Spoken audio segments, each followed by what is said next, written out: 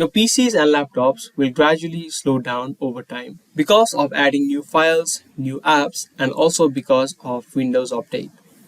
There is a way that you can make your PCs and laptops brand new. So that's why in this video I'm going to show you how to reset your PC. By resetting your PCs, you can make your PCs and laptops much more smoother as it was brand new.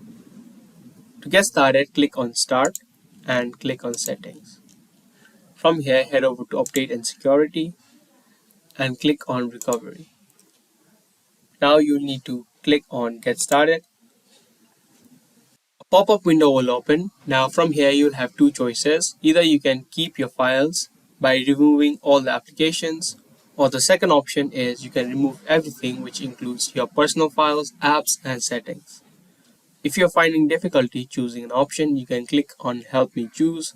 It will take you to a Windows page where it will help you to choose an option. If you choose to keep the files, click on the first option.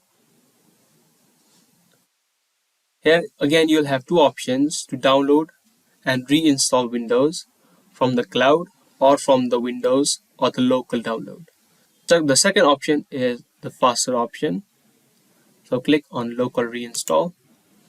Here you can click on change settings, then select the reinstall Windows from this device.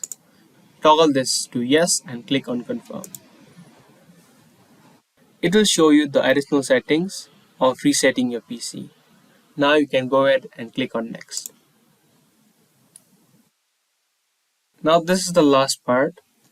Here you can view all the apps that will be removed if you reset your PC. If you are trying to reset your laptops, you'll need to plug in your charger because laptops won't boot up using the battery only. So you'll need to plug in the charger if you're trying to reset your laptops. Now you'll need to click on restart and your laptops and PCs will start to reset.